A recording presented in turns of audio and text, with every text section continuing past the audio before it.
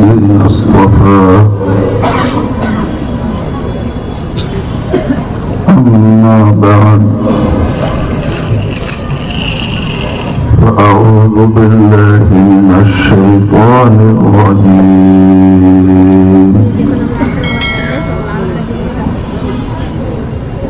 بسم الله الرحمن الرحيم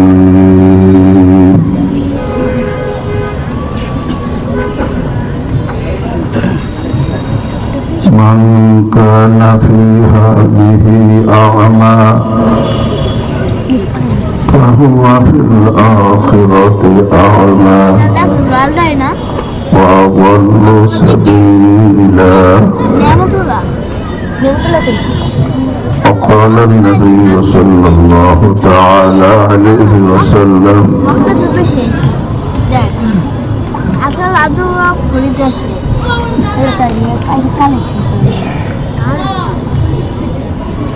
اتق المحارم تكن أعبد الناس أو كما قال عليه الصلاة والسلام.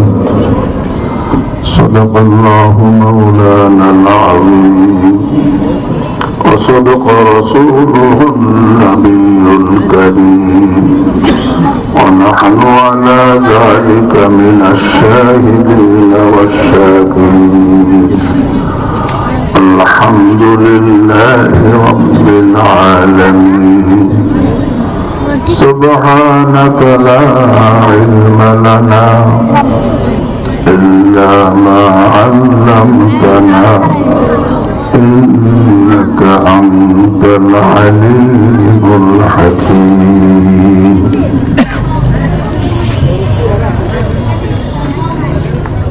الحمد لله الله رب العالمين أرحم الراحمين মেহেরবানি করে জামিয়া মোহাম্মদিয়া শামসুল উলুম শিবচর এর উদ্যোগে আয়োজিত 2 দিন ব্যাপী ওয়াজ মাহফিলের আজকে দ্বিতীয় দিন। এখানে আমরা হযরত উলামায়ে কেরাম বসে আছেন, আমরা মুহতারাম হাজিরা আছেন। আল্লাহ রাব্বুল আলামিন আমাদের সকলকে পরিপূর্ণ সংশোধন হওয়ার তৌফিক দান করেন।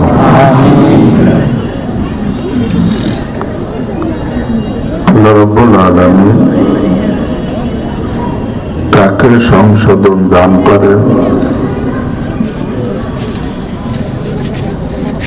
যে নিজের সংশোধন চায়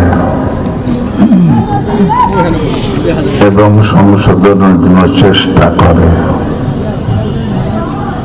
আল্লাহর নিজাম একটি, যে নিজের সংশোধন চায় এবং সংশোধনের জন্য চেষ্টা করে, আল্লাহ তাকে সংশোধন করে পবিত্র করে দেন। সে যে কেউ হোক, তার যদি কেউ নিজের সংশোধন না চায়, নিজের সংশোধনের কোনো ফিকিরও নাই, চেষ্টাও নেই, সে যত বড়ই হোক না কেন আল্লাহ তাকে গার দেওয়া সংশোধন করেন না। আমরা সকলে আল্লাহর কাছে উপস্থিত হব। এখন আছি, এক সময় আমার মরণ হবে, মরণের মাধ্যমে আল্লাহর সামনে আমার হাজির হতে হবে। আল্লাহ রাব্বুল আলামিনের সামনে পরিপূর্ণ পবিত্র হয়ে সংশোধন হয়ে যাওয়ার নিয়ত কার কার আছে? আল্লাহ আমাকে আপনাদের সকলকে তৌফিক দান করুন। যার আল্লাহর সামনে পবিত্র হয়ে যাওয়ার নিয়ত, সে কোন এরকম দিনই মাহফিলে আসলে কি দোয়া করে? আল্লাহ আমার মধ্যে তো কত ত্রুটি,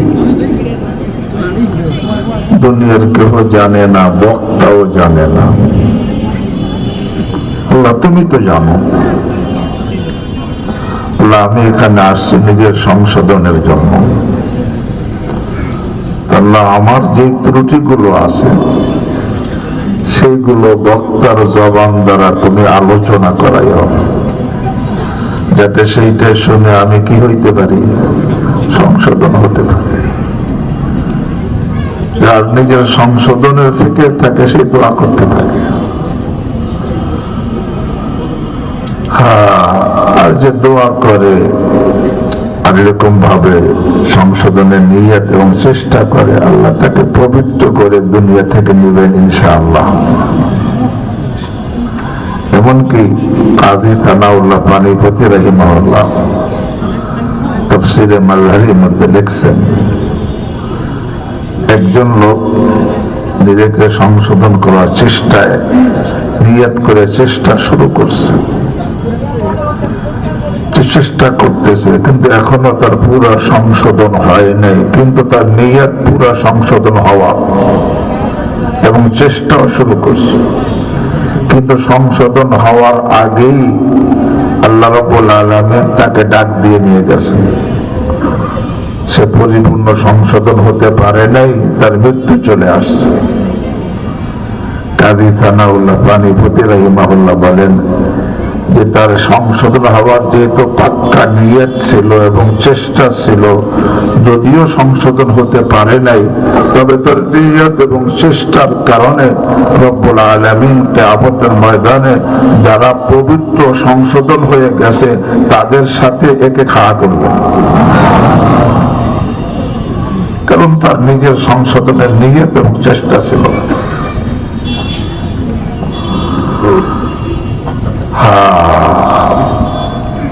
যার সংশোধনের ফিকির থাকে আল্লাহ তার ব্যবস্থা করেন। হাকিমুল উম্মত মুজাদ্দিদে মিল্লাত শাহ আশরাফ আলী থানভী নওয়ারাল্লাহু মারকাদা, ওনার খানকায় আলিগড় বিশ্ববিদ্যালয়ের এক ছাত্র গেছে নিজেকে সংশোধন করার জন্য, এবং অনেকগুলো প্রশ্ন লিখে নিয়ে গেছে যে প্রশ্নগুলো করবে এবং জেনে সংশোধন হবে। সে আয়েশা বলছে, হযরত আমি নিজেকে সংশোধন হতে এসেছি এবং অনেকগুলো প্রশ্ন লিখে নিয়ে এসেছি, এগুলো জেনে আমি সংশোধন হতে চাই। হাকিমুল উম্মত তা বোঝা গেল প্রশ্ন করা দরকার নিজের সংশোধনের জন্য। অনেকে প্রশ্ন করে অন্যের সংশোধনের জন্য, নিজের ফিকির নেই। এমন করলে কি হবে? অন্যের মাসলা জিজ্ঞেস করে, নিজের মাসলা জিজ্ঞাসা করে না। যে নিজের মাসআলা জিজ্ঞাসা করে না, অন্যেরটা জিজ্ঞাসা করে, বোঝা গেল তার নিজের সংশোধনের কি নাই, ফিকির নাই। আল্লাহ আমাদেরকে নিজের সংশোধনের ফিকির করার তৌফিক দান করেন। তো এই যে লোক আলিগড়ে বিশ্ববিদ্যালয়ের ছাত্র অনেকগুলো প্রশ্ন লিখে নিয়ে গেছে নিজের সংশোধনের জন্য, বলছে হযরত আমি আসছি নিজের ইসলাহের জন্য, এবং অনেকগুলো প্রশ্ন আমি লিখে নিয়ে আসছি, এই প্রশ্নগুলো করে উত্তর জেনে আমি নিজেকে সংশোধন করব। হাকিমুল উম্মত মুজাদ্দিদে মিল্লাত শাহ আশরাফ আলী থানভী নওয়ারাল্লাহু আমার কথা বলেন, ঠিক আছে তুমি আমার এখানে কয়েকদিন থাকো, এরপর তোমার প্রশ্ন করো। ঠিক আছে, সে কয়েকদিন সেখানে থাকছে। কয়েকদিন অতিবাহিত হওয়ার পরে থানভী রাহিমাহুল্লাহ বলছেন যে তোমার কি কি প্রশ্ন এখন বলো।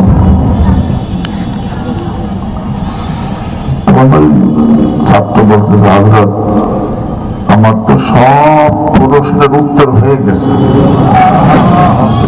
কারণ নিজের সংশোধনের ফিকির নিয়ে আসছে। থানভী রাহিমাহুল্লাহকে সে প্রশ্ন দেখায়ও নাই, বলেও নাই, কিন্তু তার মধ্যে যেহেতু নিজের সংশোধনের ফিকির ছিল, আল্লাহ রাব্বুল আলামিন নবী রাহিমাহুল্লাহ জবান দ্বারা তার সব প্রশ্ন উত্তরগুলো দেওয়াই দিছে। এই জন্য ইসলামী মাহফিলের মধ্যে নিজের সংশোধনের ফিকির নিয়ে বসতে হয়, তারাই সৌভাগ্যশালী হয়। এবং কথাও বলতে হয় নিজের সংশোধনের জন্য। আমার আগে যে বলতেছিল আমরা বয়ান শুনি, বয়ান করি, আমাদের তেমন ফায়দা হয় না। আসলে আমি বয়ান করি আমার মধ্যে ত্রুটি, আল্লাহ যেভাবে কথা বললেন আল্লাহ খুশি হন, আমার সংশোধন হয়, সেইভাবে আল্লাহ আমাকে বলার তৌফিক দান করেন। এবং যেভাবে শুনলে আপনাদের ফায়দা হয় সেইভাবে শোনা আল্লাহ তৌফিক দান করেন।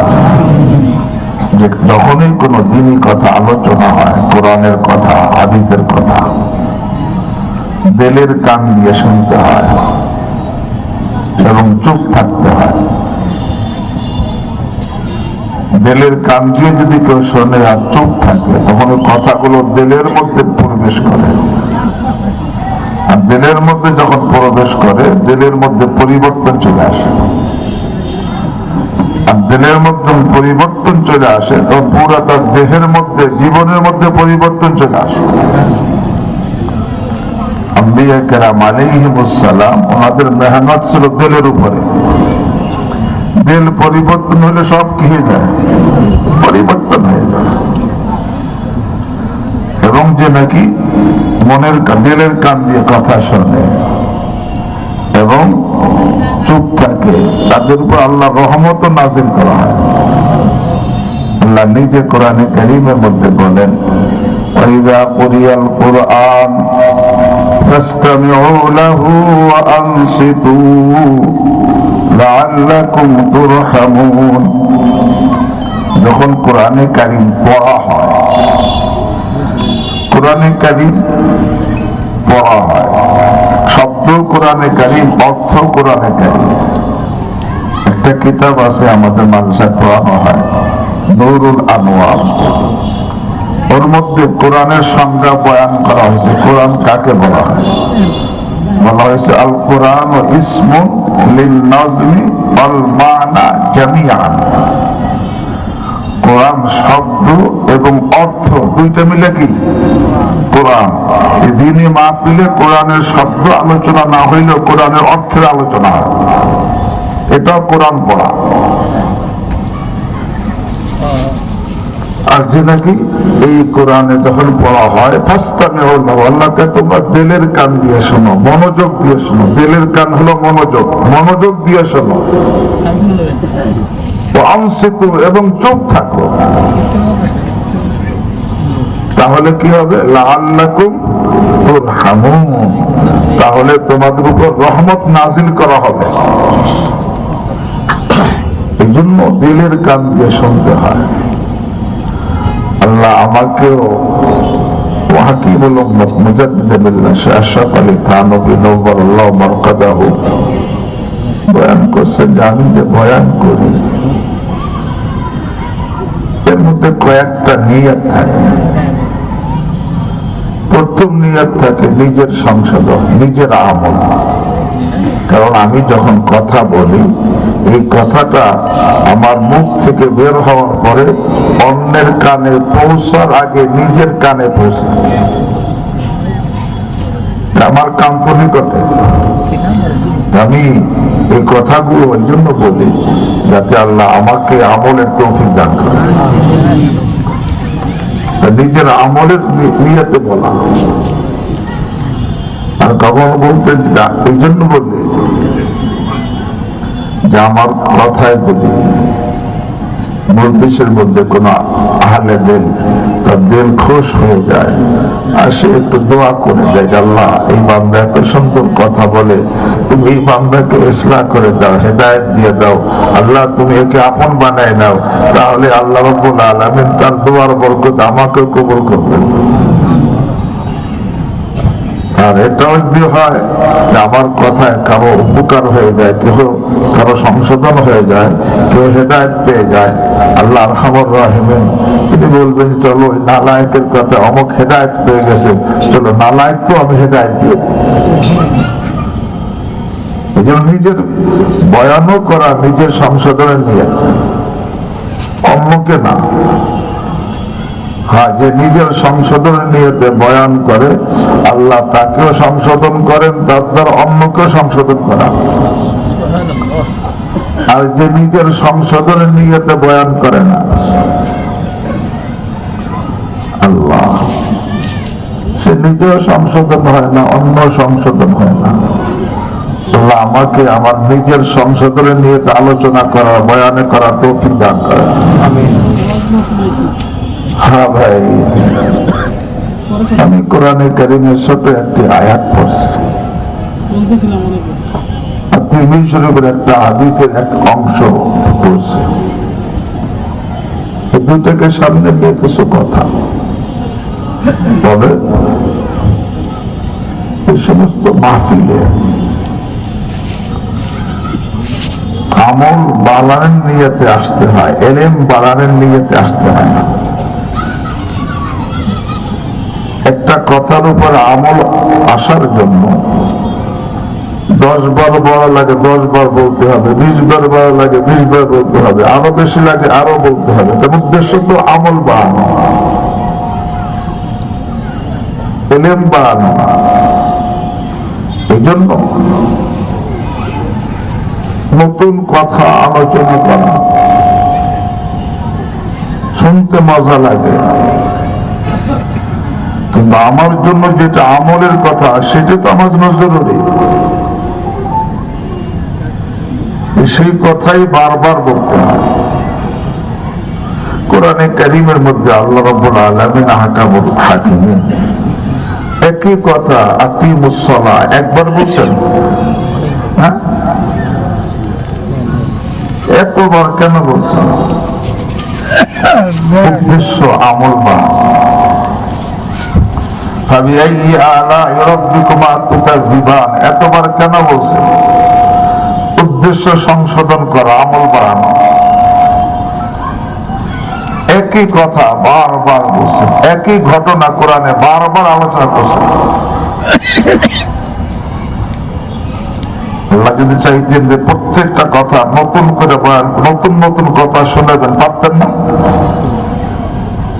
শুধু নতুন নতুন কথা শোনাবেন, কারণ আল্লাহর ইলম কি পরিমাণ।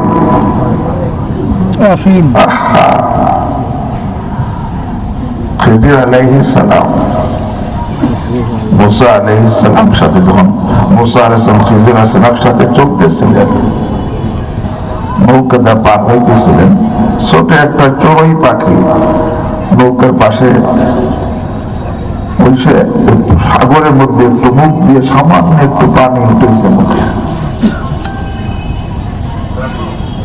চড়ুই পাখির মুখে কতটুকু পানি লাগে? তখন খিজির আলাইহিস সালাম কি বলছেন? যে ইলমি ওয়া ইলমু ইলমু জামিউল খালায়েক ফি ইলমিল্লাহ। হে মুসা, আমার যা ইলম আছে, আপনার যা ইলম আছে, সমস্ত মাখলুকাত, মানুষ, জিন, ফেরেশতা, এদের যত ইলম আছে সব ইলম আল্লাহর ইলমের সামনে কতটুকু? এই যে পুরো সাগরের সামনে এই যে চোরের মাথায় যে এক ফোঁটা এক জাররা পানি লাগছে, আল্লাহ এইটা যতটুকু আল্লাহর ইলমের সামনে আমার ইলম, আপনার ইলম, সমস্ত মাখলুকাতের ইলম কতটুকু? ওয়ালা ইউহিতুনা বিশাইইন মিন ইলমি। আল্লাহ যদি চাইতেন নতুন নতুন কথা শোনাবো, পারতেন না। শুনেছেন? কারণ উদ্দেশ্য তো আমল, উদ্দেশ্য আমল। এখন আমাদের জজবা হয়ে গেছে নতুন নতুন কথা বলবো, আর জজবা হয়ে গেছে নতুন নতুন কথা শুনবো। নতুন কথা কে বলে? তারা দাওয়াত দাও, তাই না? নতুন নতুন কথা উদ্দেশ্য নতুন কথা না। যদি আল্লাহ তো বান্দার জজবা জানে যে বান্দার চাহিদা কি, কিন্তু আলিমুল গায়ব সব জানে। এই যে নতুন নতুন কথা দিয়ে পুরা কোরআনকে এরকম 10 কোরআনও তো আল্লাহ বয়ান করতে পারতেন, করছেন। এই জন্য নতুন কথা শোনানোর প্রবণতা আর নতুন কথা শোনার প্রবণতা, এটা আমলের থেকে গাফেল হওয়ার আলামত। আমলের থেকে গাফেল হওয়ার আলামত। আল্লাহ আমাকে আপনাদেরকে বোঝার তৌফিক দান করেন। আমিন। অথচ আমল से बनती है जिंदगी, जन्नत भी जहन्नम। আর ইলম বায়ানের তরিকা কি? ইলম বায়ানের তরিকা কি? আরে যদি কোনো ব্যক্তি তার মালকে পবিত্র করতে চায়, মালকে হেফাজত করতে চায়, মালকে বাড়াইতে হয়, তাহলে মালের যাকাত দিতে হয়। মালের যাকাত দিলে মাল পবিত্র হয়। মালের হেফাজত করতে চাইলে মাল হেফাজত করতে চাইলে এরকম ভাবে যাকাত দিতে হয়। মাল বাড়াইতে চাইলে মালের কি করতে হয়? যাকাত দিলে মালের হেফাজত, মাল পবিত্র হয়, মালের হেফাজত হয়, মাল বাড়ে। ঠিক ইলম বায়ানের তরিকা কি? ইলম বায়ানের তরিকা আমল। যদি কেউ আমল করে তখন তার ইলম পবিত্র ইলম, এবং যদি সে আমল করে তখন তার ইলম পবিত্র হয়, তার আমল পবিত্র, তার ইলম হেফাজত হয়, ইলম নষ্ট হয় না, হেফাজত হয়ে যায়। এবং যদি কেউ আমল করে তার ইলম বাড়ে। ইলম বাড়ানোর তরিকা হলো আমল করা। একটা আমলের কথা বলি,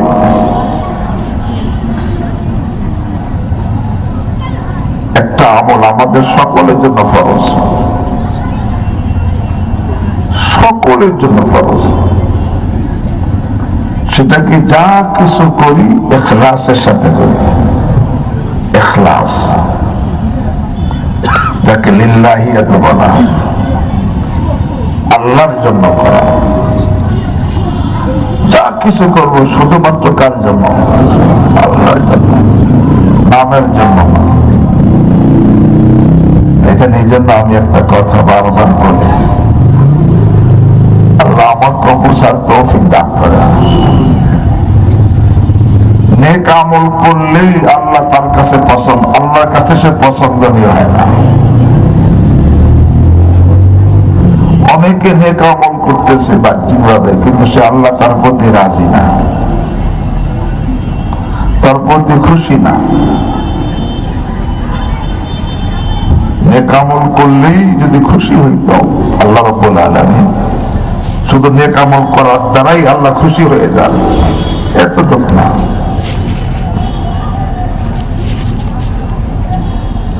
হযরত সুলাইমান আলা নবিয়িনা ওয়া আলাইহিস সালাতু ওয়াস সালাম রব্বুল আলামিনের কাছে 3টা দোয়া করছেন, যেটা আল্লাহ কোরআনে নাযিল করেছেন।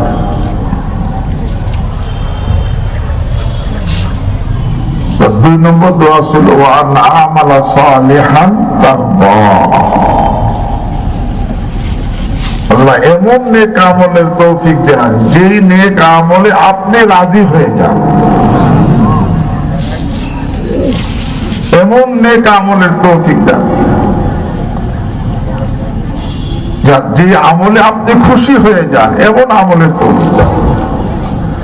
কারণ অনেকে নেক আমল করে কিন্তু আল্লাহ তার প্রতি কিনা খুশি না। এই জন্য হযরত সুলাইমান আলা নবিয়িনা ওয়া আলাইহিস সালাতু ওয়াস সালাম দোয়া করেন, রব্বি আউজিনি আন আশকুরা নি'মাতাকাল্লাতী আন'আমতা আলাইয়া ওয়া আলা ওয়ালিদাইয়া। এরপর বলেন ওয়া আন আমালা সালিহান তারদা। এমন নেক আমল যে নেক আমল আপনি রাজি হয়ে যাবেন। এই জন্য কইছেন এই যে শব্দটা, আপনি এমন নেক আমল যে নেক আমলে আপনি রাজি খুশি হন, এমন নেক আমলের তৌফিক দেন। কেন কইছেন? অনেকে নেক আমল করবে কিন্তু আল্লাহ তার প্রতি রাজি খুশি না। হযরত হেদায়েতুল্লাহ সাহেব রাহমাতুল্লাহি আলাইহি দমন থেকে পড়া ফারেক হওয়ার পরে থানা ভবনে থানবীর খানকায় 1 মাস সময় লাগাইছেন। তখন দোয়া চাইছেন, পরে হযরত থানবীর কাছে দোয়া চাইছেন, मैं दुआ की दरखास्त अल्लाह ताला मुझे दीनी खिदमत में लगाए रखे। हजरत दुआ चाहिए अल्लाह যেন আমাকে দীনী খিদমতে লাগাই রাখে। থানবী রাহিমাহুল্লাহ বলেন, আপনি তো নাকিস দোয়া মাননি, আপনি তো অসম্পূর্ণ দোয়া চাইলেন, দীনী খিদমতে লাগাই রাখেন এই দোয়া চাইছেন, আপনি তো অসম্পূর্ণ দোয়া চাইছেন।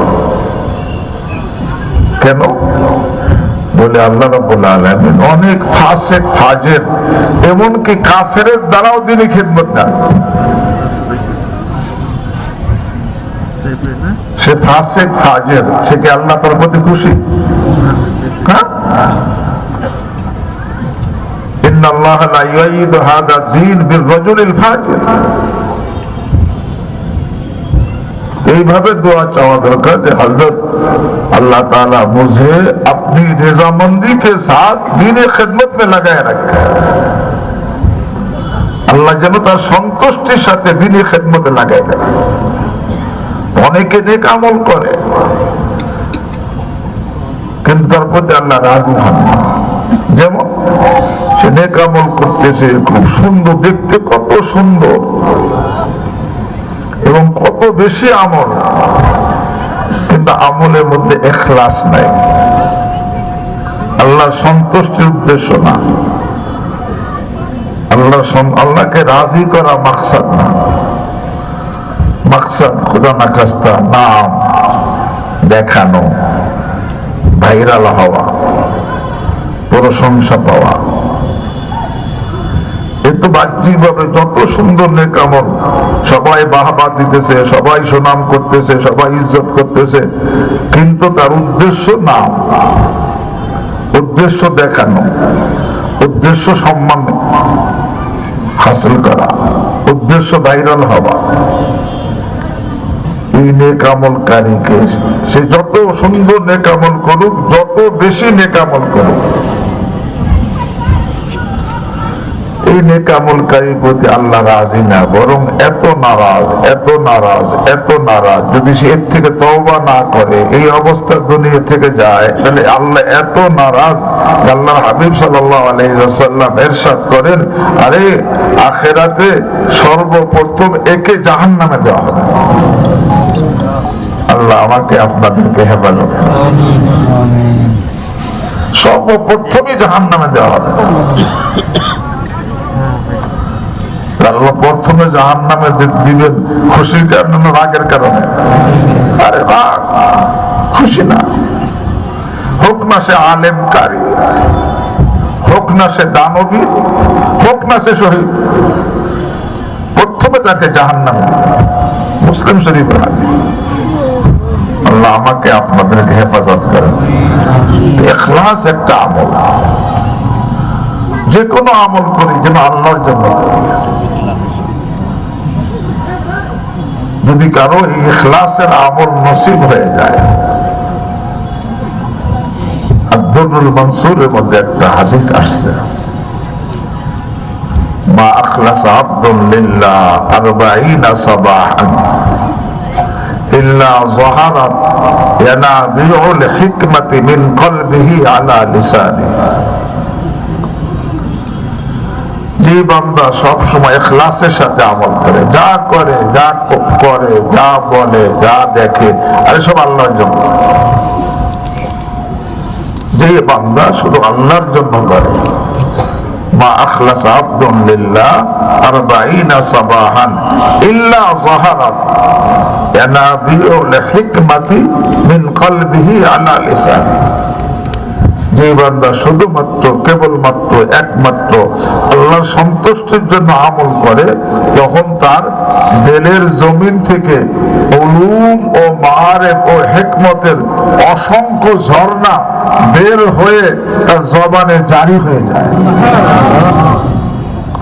মা আখলাস আবদুন লিল্লাহ 40 সাবাহান ইল্লা যাহারাত ইয়ানাবিউল হিকমতি মিন কলবিহি আলা লিসান। আল্লাহ আমাকে তৌফিক দান করেন, আমাদের সকলকে তৌফিক দান করেন। এই জন্য বলতেছিলাম উদ্দেশ্য আমল বাড়ানো। নতুন কথা জানতে চাই, আমল বাড়াই, আল্লাহ নতুন কথা তিনি জানাই দিবেন। এত জানাবেন যে দুনিয়া কেউ জানবে না। এই জন্য নতুন কথা বয়ান করা, নতুন কথা শোনা, এই প্রবণতা অর্থ আমার এলে আমলের কি নাই, আগ্রহ নাই আমার মধ্যে। ওই নতুন নতুন নতুন কিছু বয়ান করে ভাইরাল হওয়া আর নতুন নতুন কিছু শুনে মজা নেওয়া, এটা আমার মাকসাদ না। এই যে দেখেন দাওয়াত ও তাবলীগের মধ্যে সেখানে মাকসাদে আমল বাড়ানো, এই সবাই এক কথাই কয়, প্রত্যেক দিন সবসময় একই কথা বলে। এই জন্য তাদের মধ্যে আমলের পরিবর্তন হয় কি হয় না? আমরা যে ওয়াজ মাহফিলে যত নতুন নতুন কথা, যত সুন্দর সুন্দর কথা শুনি, তারা কি সেটা শোনে না? বলে। কিন্তু তাদের মধ্যে এরকম ভাবে আমলের এত পরিবর্তন কেন? ওই একই কথা বারবার বলে, বারবার বলে, বারবার বলে, বারবার বলে। এই দিনই মাহফিলে এরকম আমল বাড়ায় নিয়ে আসতে হয়। আল্লাহ আমাকেও তৌফিক দান করে, আমলের আপনাদের সকলকে আল্লাহ তৌফিক দান করে। এখান থেকে যেহেতু আমরা সকলে মরণশীল, আমার মধ্যে যেই গুনাহ আছে, যেই পাপ আছে, এই পাপ থেকে পবিত্র হয়ে আল্লাহর কাছে যাওয়ার নিয়ত কার কার আছে? আল্লাহ আমাকে আপনাদের সকলকে তৌফিক দান। তো পবিত্র তো হইতে হবে। এই জন্য দিনই মাহফিল গুলোই নিজেকে পবিত্র করার মাহফিল।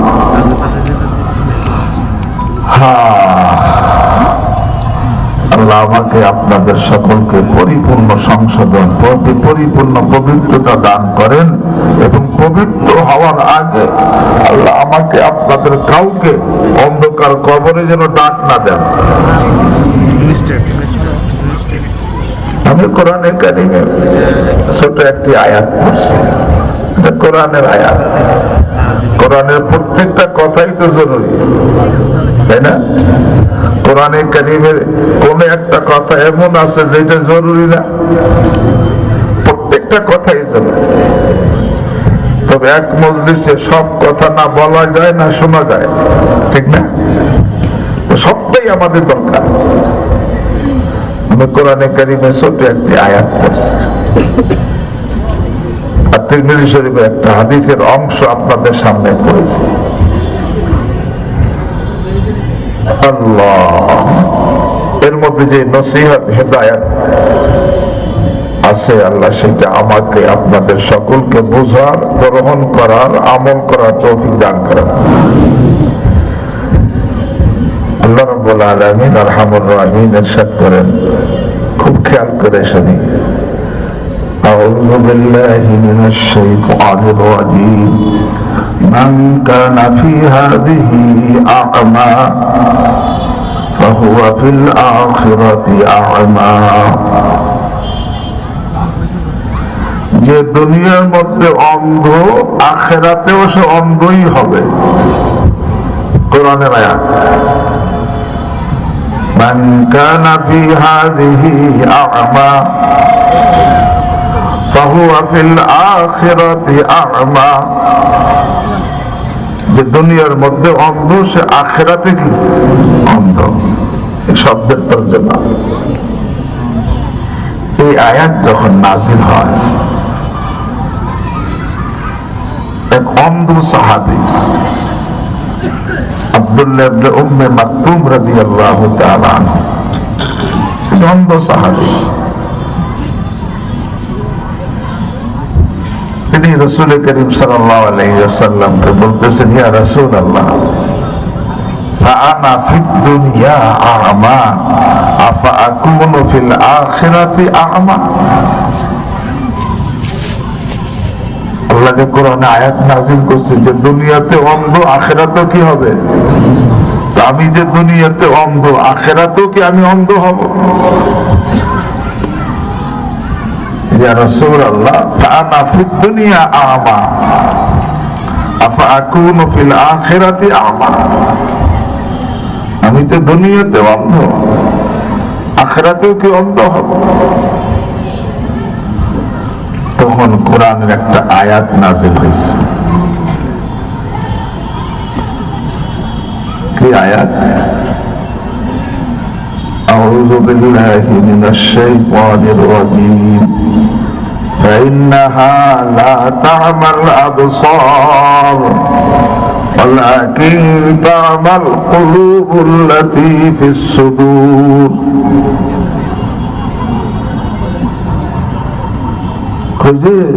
দুনিয়ায় যারা চোখের অন্ধ তারা আখিরাতে অন্ধ হওয়ার কথা বলা হয় নাই, যারা দিলের অন্ধ তাদের কথা বলা হয়েছে। যারা বাহিরের চোখ অন্ধ তারা আখিরাতে অন্ধ হবে, এইটাই আয়াতে বলা হয় নাই। বলা হয়েছে কি? যাদের কি দিলের চোখ অন্ধ, ফাইন্নাহা লা তা'মাল আবসার ওয়ালাকিন তা'মাল কুলুবুল্লাতী ফিস সুদূর। দিলের চোখ অন্ধ, দিলের চোখ অন্ধর অর্থ আল্লাহ। যার দিলের চোখ অন্ধ সে হক আর না হক বোঝে না, আর যার দিলের চোখ ভালো সে হককে হক রূপে দেখে আর না হককে না হক রূপে দেখে। যার দিলের চোখ অন্ধ সে হক আর না হক বোঝেও না, পার্থক্য করতে পারে না, এই যে হক গ্রহণও করে না। আর দিলের চোখ ভালো, তার মধ্যে ইদরাকে হকের যোগ্যতা থাকে, অর্থাৎ হককে হক রূপে দেখে আর বাতিলকে বাতিল রূপে দেখে, নেকিকে নেকির রূপে দেখে, গুনাহকে গুনার রূপে দেখে, হালালকে হালালের রূপে দেখে, হারামকে হারামের রূপে দেখে। যার দিলের চোখ ভালো থাকে। আর দিলের চোখ অন্ধ হইলে সে হক আর না হক বোঝে না, হালাল হারামের পার্থক্য তার মধ্যে থাকে না, নেকি গুনাহের পার্থক্য থাকে না, নেকিও করতেছে গুনাহও করতেছে, নেক আমলও করে গুনাহও করে, কোনো পার্থক্য নেই তার কাছে। দিলের চোখ তার কি অন্ধ। যার দিলের চোখ অন্ধ থাকে তখন আর হক আর না হকের পার্থক্য তার কাছে থাকে না, তার কাছে হালাল হারামের পার্থক্য থাকে না, জায়েজ না জায়েজের পার্থক্য থাকে না, নেকি আর গুনাহের পার্থক্য থাকে না। নেকিও করে হরদমে, গুনাহও করে হরদমে, আছে না? কেন? দিলের চোখ কি অন্ধ। দিলের চোখ অন্ধ হইলে ইদরাকে হক, হক বোঝার যোগ্যতা থাকে না। আর দিলের চোখ খোলা থাকলে, ভালো থাকলে, আল্লাহু আকবার, সে হককে হক রূপে দেখে, আরে না হককে না হক রূপে দেখে, হালালকে হালাল রূপে দেখে, হারামকে হারাম রূপে দেখে, আরে জায়েজকে জায়েজ রূপে দেখে, না জায়েজকে না জায়েজ রূপে দেখে, কুফরকে কুফর রূপে কুফরের রূপে দেখে, ঈমানকে ঈমানের রূপে দেখে, শিরককে শিরকের রূপে দেখে, তাওহীদকে তাওহীদের রূপে দেখে। দিলের চোখ তো ভালো আছে। আর যদি ভালো না থাকে তার কাছে কোনো কি থাকে না, পার্থক্য থাকে না, ঠিক না? এবং দিলের চোখ যদি ভালো থাকে সে প্রত্যেকটা জিনিস থেকে উপদেশ গ্রহণ করে, প্রত্যেক বয়ান থেকে সে নসিহত গ্রহণ করে, প্রত্যেকটা জিনিস দেখে দেখে নসিহত গ্রহণ করে। সে গাফেল থাকে না, উপদেশ গ্রহণ করতে থাকে। ফাতাবিরু ইয়া উলিল আবসার, এই জ্ঞানীরা তোমরা উপদেশ গ্রহণ করো। প্রত্যেকটা জিনিস থেকে, আরে যেটা দেখে আল্লাহ, আসমান দেখে এটা থেকে উপদেশ গ্রহণ করে, জমিন দেখে, পাহাড় দেখে, সাগর দেখে, গাছপালা দেখে, তরুলতা দেখে, আরে কীট পতঙ্গ দেখে, সাপ বিচ্ছু দেখে, প্রত্যেকটা থেকে তার মধ্যে উপদেশ গ্রহণ করে। দিলের চোখ ভালো থাকে, যার দিলের চোখ ভালো থাকে সে চিড়িয়াখানায় গেলে সে যেই লেভেলের ঈমান নিয়ে ঢোকে, আল্লাহু আকবার, ওই চিড়িয়াখানাতে তার অনেক ঊর্ধ্বের লেভেলের ঈমান নিয়ে ফেরে। দিলের চোখ ভালো থাকলে আরে যেই লেভেলের ঈমান নিয়ে সে আরে সমুদ্র সৈকতে যায়, তার থেকে ঊর্ধ্বের ঈমান নিয়ে ফিরে আসে, উপদেশ গ্রহণ করে। আর দিলের চোখ ভালো না থাকলে আরে যেই লেভেলের ঈমান নিয়ে সে ঢুকছিল চিড়িয়াখানার মধ্যে, তার থেকে আরো নিম্নের ঈমান, তার ঈমান ডাউনে চলে যায়। যেই লেভেলের ঈমান নিয়ে সমুদ্র সৈকতে গেছে, আরে সেখানে যতটুকু ঈমান নিয়ে গেছে তার থেকে ডাউন হইয়া তারপর ফেরে। দিলের চোখ অন্ধ থাকলেই হয়। আরে দিলের চোখ ভালো থাকলে আল্লাহ সে যে কোনো জিনিস থেকে উপদেশ গ্রহণ করে। আমার পীর মুর্শিদ আরিফুল্লাহ শাহ হাকিম মোহাম্মদ আখতার নব্বরাল্লাহু মারকাদা শোনাইছেন, একটা মেয়ের বিবাহ হয়েছে,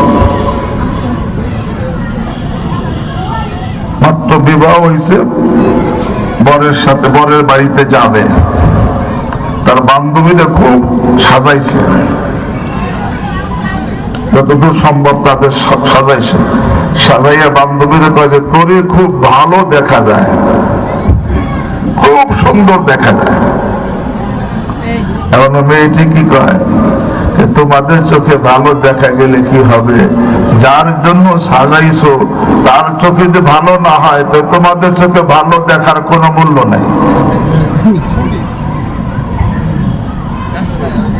আর যে তোমাদের চোখে ভালো না দেখায় আর যার কাছে যার জন্য সাজাইছো তার কাছে ভালো লাগে, তাহলে তোমাদের ভালো না লাগায় আমার কোনো সমস্যা নাই। এই কথা এক বুজুর্গ শুনে চিৎকার মেরে বেহুশ হয়ে পড়ে গেছে। বলে কেন? দুনিয়া আমাকে সবাই ভালো কয়, যদি আল্লাহ ভালো না কয় এই ভালো বলার কোনো কি নাই। আর দুনিয়া আমারে খারাপ কয়, আল্লাহ আমাকে যদি ভালো কয় খারাপে আমার কোনো আসে যায় না। এই থেকে উপদেশ নিচ্ছে। আরে দিলের চোখ ভালো থাকলে প্রত্যেকটা থেকে সে উপদেশ গ্রহণ করে। হ্যাঁ, আর যখন নাকি দিলের চোখ অন্ধ হয়ে যায় তখন একে তো হক আর না হকের পার্থক্য সে ভুলে যায়, হক আর না হকের পার্থক্য ভুলে যায়, হালাল হারামের পার্থক্য সে ভুলে যায়, জায়েজ না জায়েজের পার্থক্য সে ভুলে যায়। আরে নেকি আর নেক আর বদের পার্থক্য সে ভুলে যায়, ঈমান আর কুফরের পার্থক্য সে ভুলে যায়, শিরক আর তাওহীদের পার্থক্য সে ভুলে যায়, সুন্নাত এবং বেদাতের পার্থক্য সে ভুলে যায়।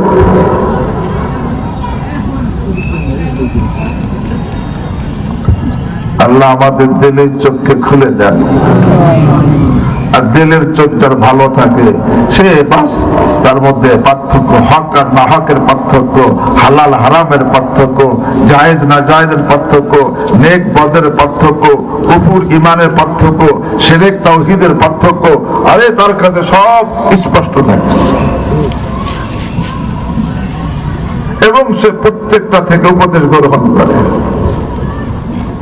এই জন্য হযরতে মুজাহিদ রাহিমাহুল্লাহ বলেন, লিকুল্লি ইনসানিন আরবাউ আয়ুন عينان في رأسه لدنياه وعينان في قلبه لآخرته। প্রত্যেকটা মানুষের চারটা চোখ। মুজাহিদ রাহিমাহুল্লাহ বলেন, ইমাম কুরতুবী রাহিমাহুল্লাহ এই কথাটা বর্ণনা করছেন যে প্রত্যেকটা মানুষের কয়টা চোখ? লিকুল্লি ইনসানিন আরবাউ আ'য়ুন, প্রত্যেকটা মানুষের চারটা চোখ। আইনানে ফি রাসিহি, দুইটা চোখ তার মাথায়। কেন? লিদুনিয়াহু, তার দুনিয়ার জন্য। ওয়াইনানে ফি কলবিহি লিআখিরাতিহি, আর দুইটা চোখ তার দিলের মধ্যে কিসের জন্য? আখিরাতের জন্য। আল্লাহ। এরপর উনি বলেন ফাইনামিয়াত আইনা রাসিহি ওয়া আবসারাত আইনা কলবিহি ফালাম লাম ইয়াদুরহু আমাহু শাইআ। যদি কারো বাহিরের চোখ, মাথার চোখ অন্ধ হয় আর দিলের চোখ ভালো থাকে, তার এই অন্ধত্ব তার কোনো ক্ষতি করতে পারে না। ফাইনামিয়াত আইনা রাসিহি ওয়া আবসারাত আইনা কলবিহি লাম ইয়াদুরহু নাফআমাহু শাইআ। বাহিরের চোখ তার অন্ধ, দিলের চোখ কি? আবসারাত, দিলের চোখ দেখে। তাই তার এই অন্ধত্ব, বাহিরের চোখের অন্ধ হওয়া তাকে কোনো বিন্দু মাত্র ক্ষতি করতে পারে না। পক্ষান্তরে আল্লাহ ওয়াইনামিয়াত আইনা কলবিহি ওয়া আবসারাত আইনা রাসিহি ফালাম ইয়ানফাহু নজরুহু শাইআ। যদি কারো দিলের চোখ অন্ধ হয় আর বাহিরের চোখ ভালো থাকে, এখন বাহিরের চোখ দিয়ে যত কিছু দেখুক তার কোন উপকারে আসে না, কারণ সে হালাল হারাম পার্থক্য করতে পারে না, জায়েজ না জায়েজ পার্থক্য করতে পারে না, ঈমান কুফরের মধ্যে পার্থক্য করতে পারে না, শিরক তাওহীদের মধ্যে পার্থক্য করতে পারে না, সুন্নাত বেদাতের মধ্যে পার্থক্য করতে পারে না, হক না হকের মধ্যে পার্থক্য করতে পারে না। যে দিলের চোখ কি হয়?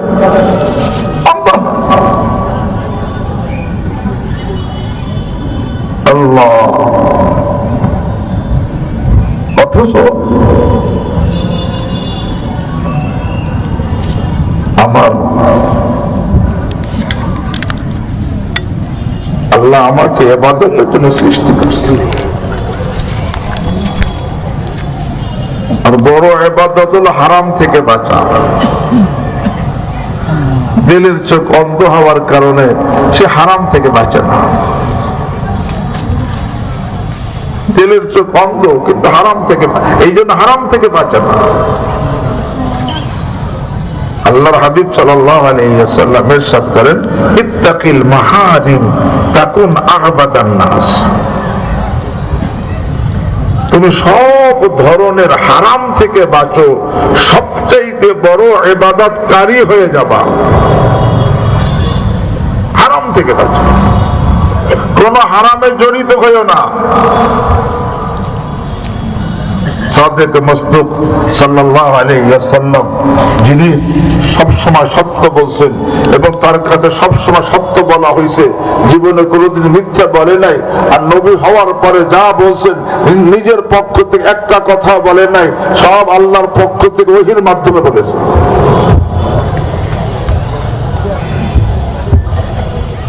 তিনি বলেন, ইত্তাকিল মাহারিম, সব হারাম থেকে বাঁচো। গীবত করা কি? এটা বাঁচতে হবে না? আরে কুফর থেকে বাঁচো, শিরক থেকে বাঁচো, বেদাত থেকে বাঁচো, সব হারাম থেকে বাঁচো। তাহলে বড় ইবাদতকারী হবা। ইত্তাকিল মাহারিম, হ্যাঁ বলছে হারাম থেকে বাঁচা কিন্তু বড় ইবাদত। সব গুনাহ থেকে বাঁচা এটা বড় ইবাদত। আল্লাহর হাবিব সাল্লাল্লাহু আলাইহি ওয়াসাল্লাম নিজে বলতেছেন ইত্তাকিল মাহারিম তাকুন আ'বাদান নাস। তুমি সব হারাম থেকে বাঁচো, সবচেয়ে বড় ইবাদতকারী হয়ে যাবা। প্রত্যেকটা কবিরা গুনাহই তো হারাম, সব কবিরা গুনাহ থেকে বাঁচো, সবচেয়ে বড় ইবাদতকারী হয়ে যাবে। আল্লাহ, চোখের দ্বারা গুনাহ হয় কি হয় না? এর থেকে বাঁচো। যে নাকি চোখের গুনাহ থেকে বাঁচতে পারবে 100 ভাগের 100 ভাগ, আল্লাহ আমাকে আপনাদেরকে তৌফিক দান করুন। আমিন। ইনশাআল্লাহ সুম্মা ইনশাআল্লাহ তার চরিত্র নষ্ট হবে না, তার লজ্জা স্থান অপবিত্র হবে না। চোখের হেফাজত করবে 100 ভাগ। আমার পীর ও মুর্শিদ আরিফ বিল্লাহ শাহ হাকিম মোহাম্মদ আখতার নওয়ারুল্লাহ মারকাদা বলেন, আরে যার চোখ পবিত্র তার দিল পবিত্র, তার দেহ পবিত্র। আর যার চোখ অপবিত্র তার দেহ কি অপবিত্র, দেহ অপবিত্র। জবানের দ্বারা গুনাহ হয়, আরে গীবত হয়, মিথ্যা হয়, উপকার করে খোটা দেওয়া হয়, গালি দেওয়া হয়, ঝগড়া করা হয়।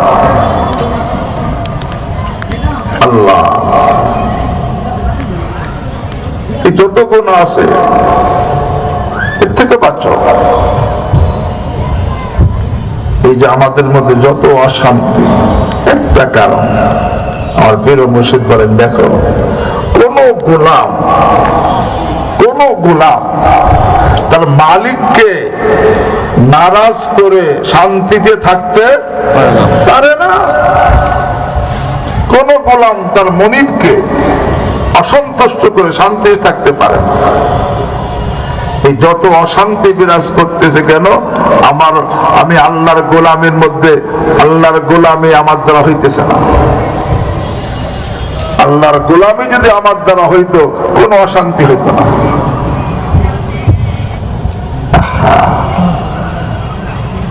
আল্লাহ কোরআনে কারীমের মধ্যে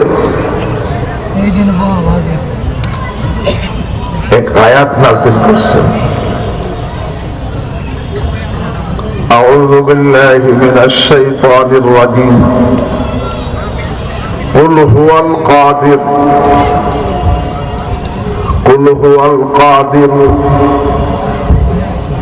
আলা আন ইয়াবআসা আলাইকুম আযাবাম মিন ফাওকিকুম আও মিন তাহতি আরজুলিকুম আও ইয়ালবিসাকুম শিয়া ওয়া ইউযীকা বা'দাকুম বা'সা বা'দ। হে আমার হাবিব, আপনার এই গুনাহগার মানুষ উম্মতকে বলে দেন,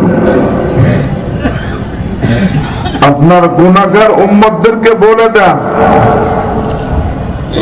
যারা আমার নাফরমানি করে তাদেরকে বলে দেন। কি বলে দিবেন?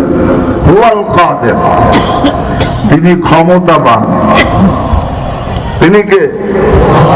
কিসের উপরে? আলা আইয়াবাসা আলাইকুম আযাবাম মিন ফাওকিকুম, যে তোমাদের নাফরমানির কারণে উপর থেকে আযাব প্রেরণ করার উপর, আযাব প্রেরণ করে ধ্বংস করার পর তিনি কি? কুল হুয়াল কাদির আলা আন ইয়াবআসা আলাইকুম আযাবাম মিন ফাওকিকুম আও মিন তাহতি আরজুলিকুম আও ইয়ালবিসাকুম শিয়া ওয়া ইযীকা বা'দাকুম বা'সা বা'দ, অথবা পায়ের নিচ থেকে আযাব পাঠিয়ে ধ্বংস করার তিনি ক্ষমতা পান, অথবা আপোষে বিভিন্ন গ্রুপ বানাইয়া মুখামুখি কইরা, আরে মারামারি লাগাইয়া একে অপরে মজা চাখাইয়া শাস্তি দেওয়ার উপর তিনি কি? আও ইয়ালবিসাকুম শিয়া ওয়া ইউযীকা বা'দাকুম বা'সা বা'দ। তবে একসাথে আসমানি আযাব আসবে না, একসঙ্গে জমিনি আযাব আসবে না। কেন আসবে না? এই আয়াত আল্লাহ বলে দিতে বলছেন তার হাবিবকে। তার হাবিব যখন আয়াত শুনেছেন, শোনানোর সাথে সাথে কি করছে জানেন? যখন শুনেছেন হুয়াল কাদির আলা আইয়াবাস আলাইকুম আযাবাম মিন ফাওকিকুম, এটা শুনে কি বলতেছেন? আউযু বিওয়াজহিক, আল্লাহ আপনার কাছে আমি পানাহ চাই, আমার গুনাহগার উম্মতকে আসমানি আযাব দিয়ে ধ্বংস আপনি করেন না, এর থেকে আমি পানাহ চাই। আবার যখন বলছেন আও মিন তাহতি আরজুলিকুম, আল্লাহ জমিনে গজব দিয়া আমার উম্মত গুনাহগার উম্মতকে ধ্বংস করে দিয়েন না, এর থেকে আমি পানাহ চাই। এই দুইটা থেকে তিনি কি চাইছেন? কিন্তু পাপ করলে শাস্তি তো কিছু হবে, তো দুই শাস্তি থেকে পানাহ চাইছে। এখন রয়েছে কয়টা? এইটাতে আর পানাহ চান নাই। এইটাতে কি চান নাই? পানাহ চান নাই।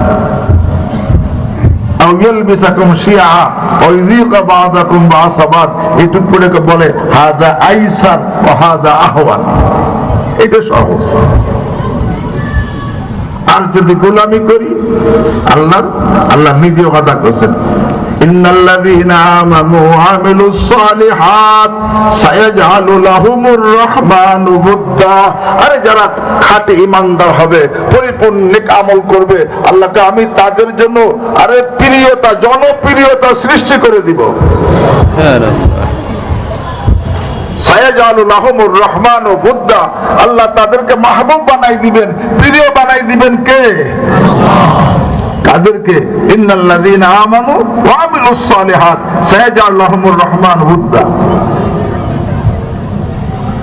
এই জন্য বলতেছিলাম নাফরমানি করে, অর্থাৎ কোন গোলাম তার মালিককে নারাজ করে শান্তিতে থাকতে কি পারে না।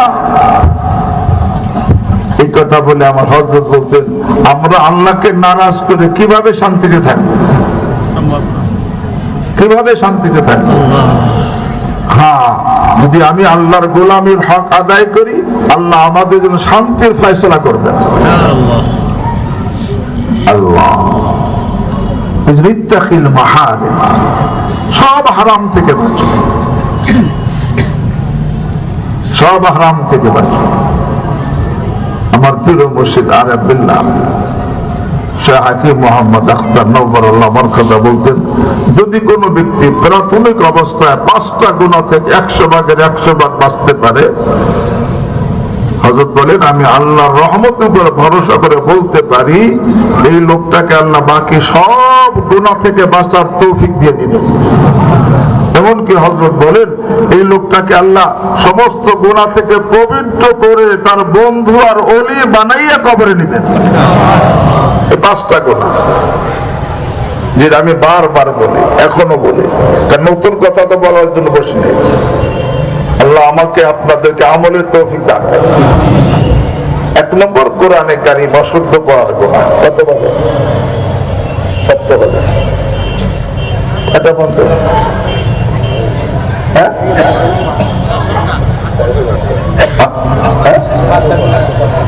আল্লাহ 1 নম্বর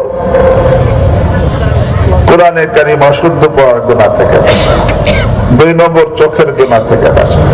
3 নম্বর পুরুষদের জন্য দাড়ি কাটা ছাটার গুনাহ থেকে বাঁচা। 1 মুঠ হওয়ার আগে কাটবো না ছাটবো না। 4 নম্বর দিলের গুনাহ, কুচিন্তা, কুখিয়াল, কুধারণা থেকে বাঁচা।